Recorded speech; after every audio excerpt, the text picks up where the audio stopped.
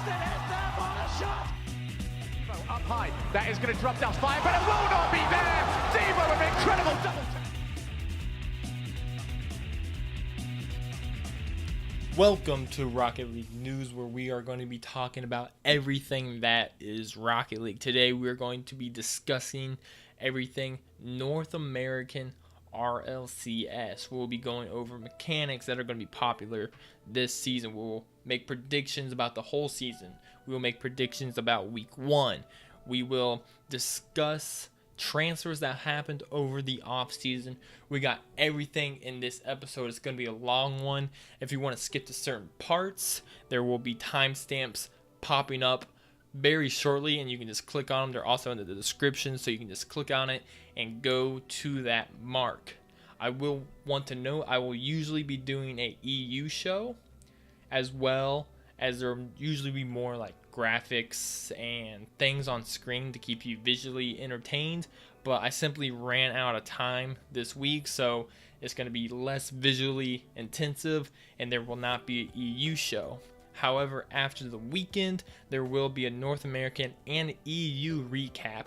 There will be some fantasy talks, as well as a top 10 plays from the weekend. And then again, the following week for week 2, on Friday and Saturday, I will have episodes up for North America and EU RLCS to talk about the preview for those weeks, talking about predictions, talking about the week before, everything like that. This is going to be an all-around show.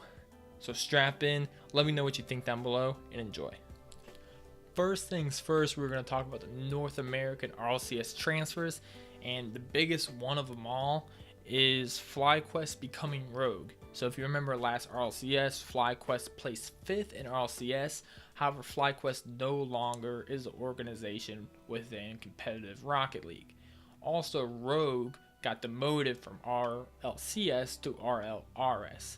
And Jacob, Joro, and Sizz kind of disbanded after that. Jacob is now the sub for Splice, and Joro no longer plays competitive Rocket League. Now, Rogue, in this process, decided to pick up FlyQuest's old roster. They picked up AJ and Wonder, and in the meantime, they dropped Prime Thunder. And this is where the biggest move of North American transfers happened, and that is Kronovi being kicked from G2 and then signing with Rogue.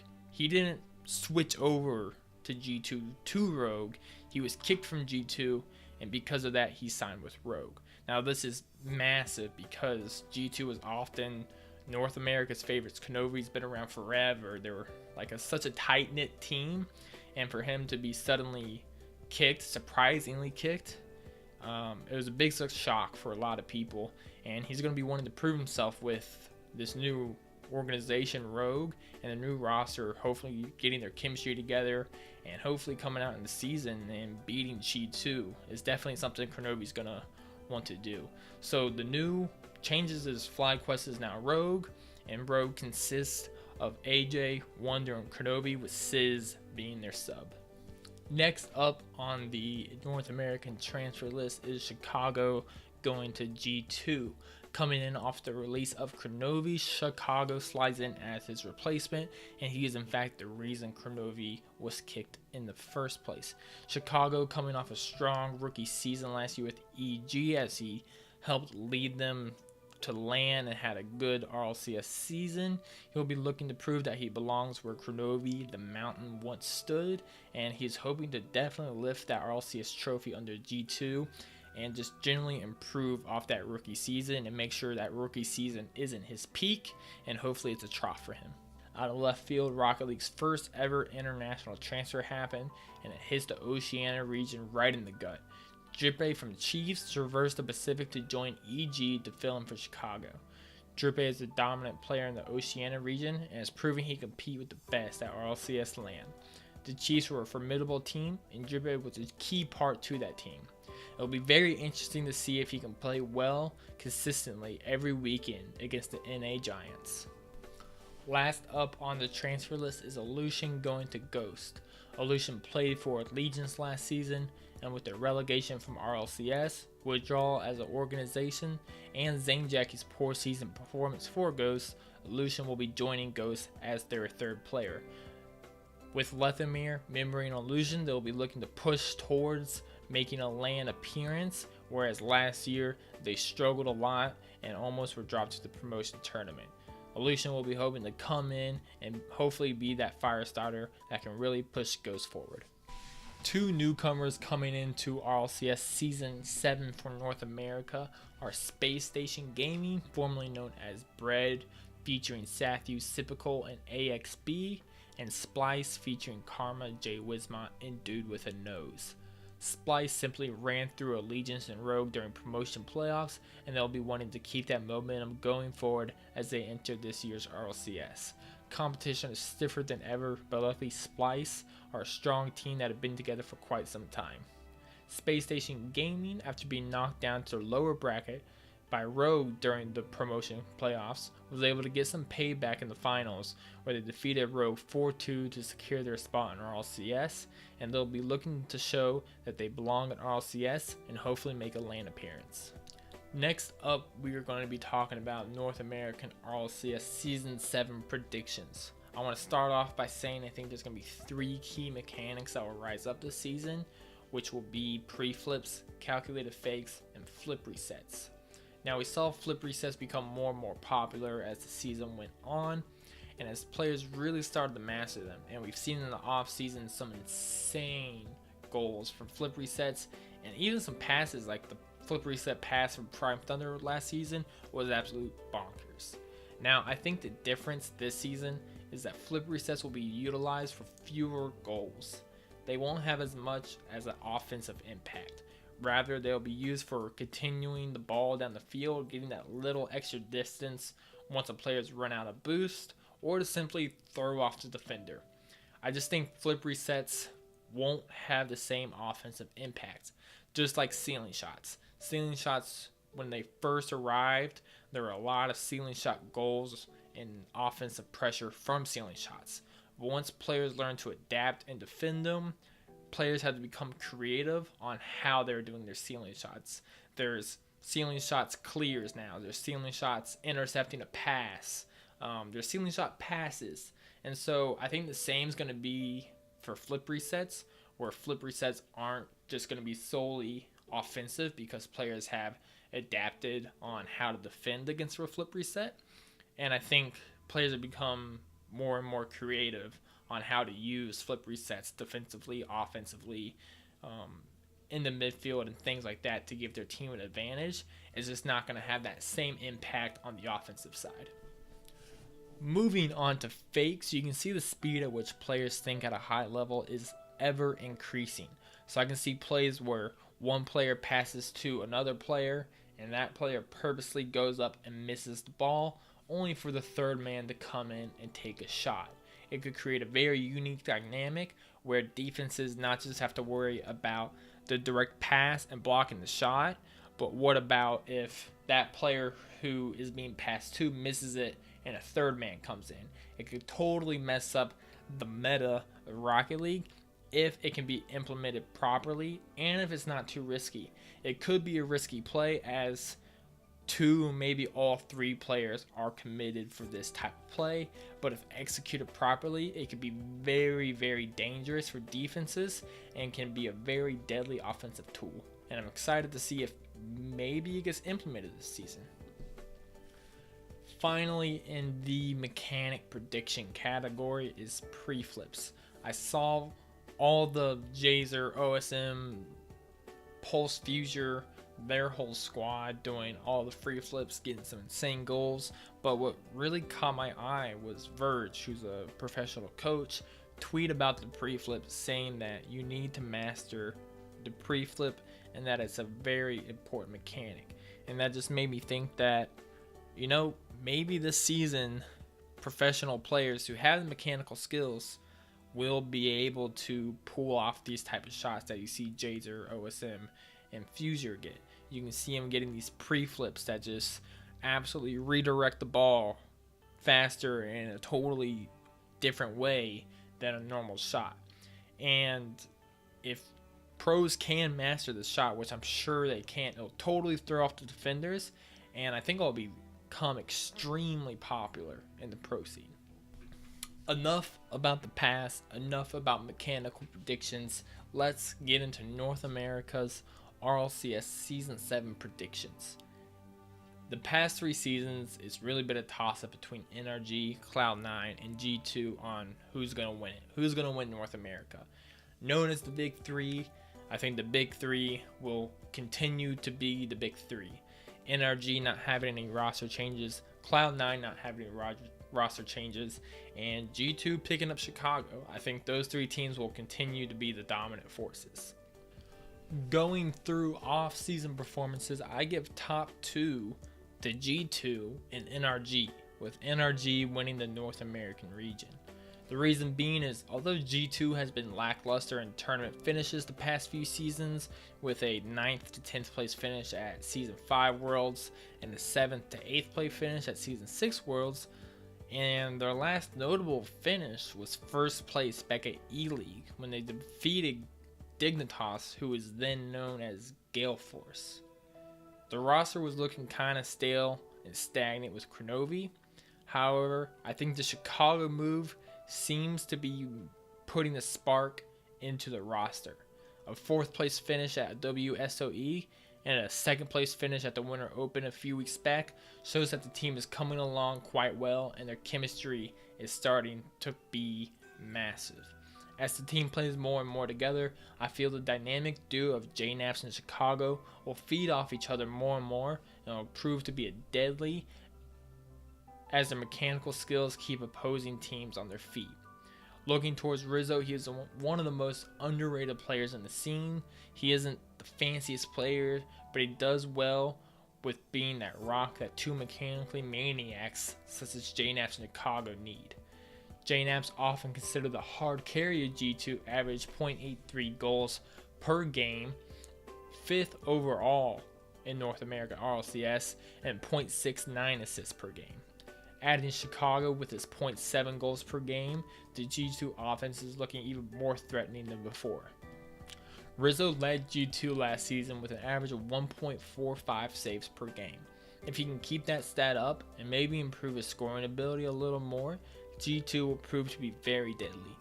G2 is known for their incredible passing and their threatening offense. A lot of the downfall from G2 came from their overcommitment to passing and not recognizing when they can and cannot pass. I think with the addition of Chicago, more individual plays will be accomplished when necessary while keeping to that core of pinpoint passing. On to the team I have winning all of the North American region, and that is NRG. They showed extreme prowess this offseason with a 4th place finish at DreamHack Leipzig and a 2nd place finish at WSOE. They have been together for a very long time and have that cohesion that G2 just doesn't have yet. Garrett G and Justin are considered some of the best players in all of Rocket League, and rightfully so. I mean, who can forget the glorious 0-second goal in the Season 5 Grand Finals, or the multiple Garrett G bump to ceiling shots. Garrett G averaged 1 goal per game and 1.7 saves per game, truly showing how solid of a player he is. Following behind him is Justin, the young mechanical genius. 0.78 goals per game, 0.7 assists per game, and 1.5 saves per game. Showing he is not just the fancy offensive player some see him to be, but is an all-around threat from scoring goals to preventing them. Justin could truly do anything. Coming in as yet another rock is Fireburner, the 50-50 god.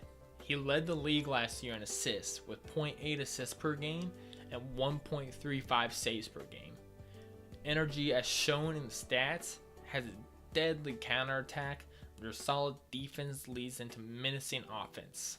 However, this year, if they want to be the best, I think they need sustained pressure on the offensive side to be victorious. They have the skills to do it, and when NRG is playing at their peak, they are unbeatable.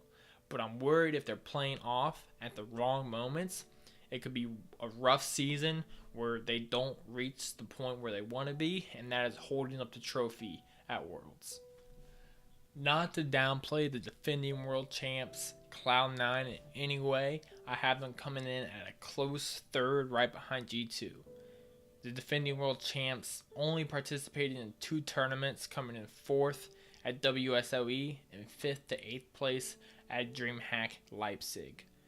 I still think they're a stellar team, but because of their lack of off-season tournaments, I think they're going to be coming into the regular season at not their peak, thus finishing in third in all of North America.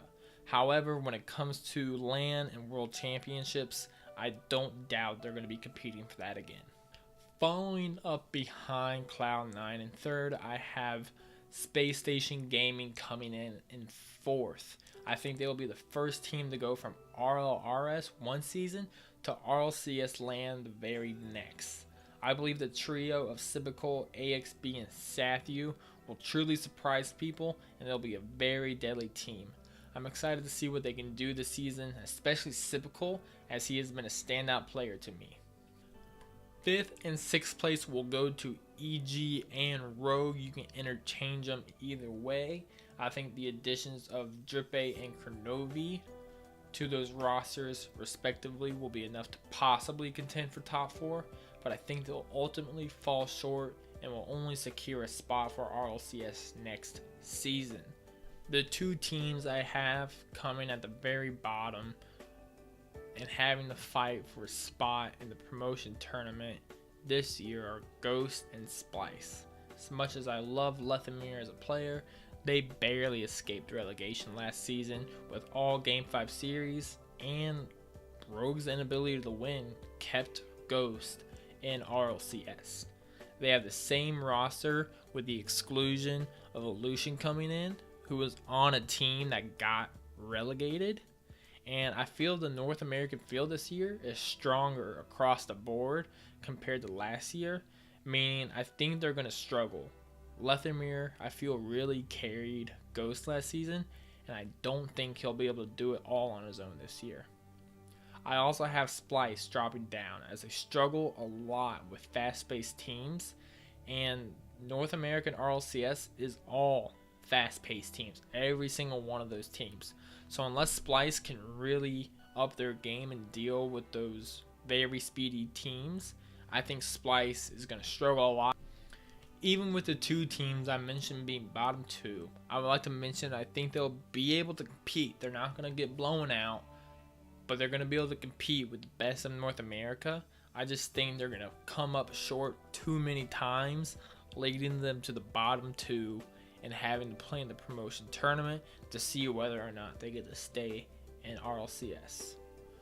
So those are my predictions for North American RLCS Season 7. Let me know what you think down below or at me on my Twitter. Let me know who you think is going to win it, who's going to be relegated, and everything in between. I'm excited to see what you guys say, and I'm really excited for this upcoming season. Now we are going to move into the predictions for this week, April 6th, North American Week 1 of RLCS. We're going to make it nice and quick as I talked a lot about the overall predictions of the season. Usually these will be a little lengthier, but just for time's sake, this Week 1 is going to be a little shorter. And if you like the shortness, let me know. If you want it longer, also let me know. But without further ado, let's get into this week's predictions. First up on the day is Ghost versus NRG, and I have NRG winning that series 3-1. I think there's too much pressure and skill from NRG for Ghost to keep up. Justin and Garrett will just be overwhelming, and they'll be coming out the gate shooting for the juggler, hoping to prove that they're at their peak at this moment and that they're going to be a dominant force and win North America. Second game of the day is Splice versus Cloud9.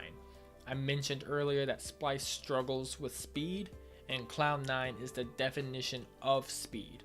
I think Cloud9 will run all over Splice just with their mechanical abilities and how fast they play, and they're going to win this series 3-0, starting off very strong in North America.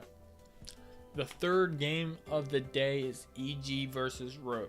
Being the first game of the season for both of these teams with major transfers, they will be coming out in full force. I think EG had a better squad last year compared to Rogue, then FlyQuest.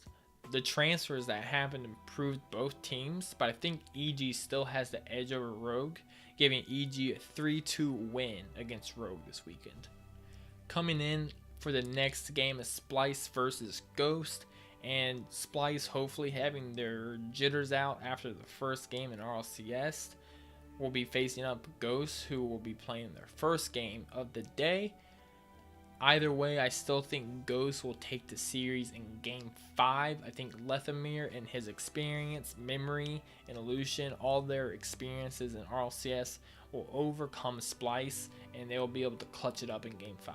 Rounding off the end of Week 1 for North American RLCS Season 7 is G2 versus Space Station Gaming.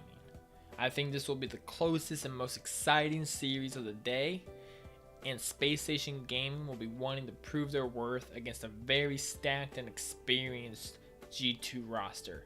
In the end, I think G2 will come out on top with a 3-2 series win, as Chicago and JNAPS and Rizzo are just too good of players and too good of a team for Space Station Gaming to overcome. That is going to wrap it up for this episode of Rocket League News. We talked about everything North America RLCS. Let me know all of your predictions for this weekend and for the season down below, or at my Twitter, which is linked in the description and it is on screen right now. Tune in tomorrow for the EU RLCS news. And if you want to join a fantasy league for Rocket League, link is down in the description. I have a league. Create your teams. There will be a prize for the winner at the end of the season if we have enough people. Let me know what you think down below. Any feedback is greatly appreciated. And I'll see you guys next time.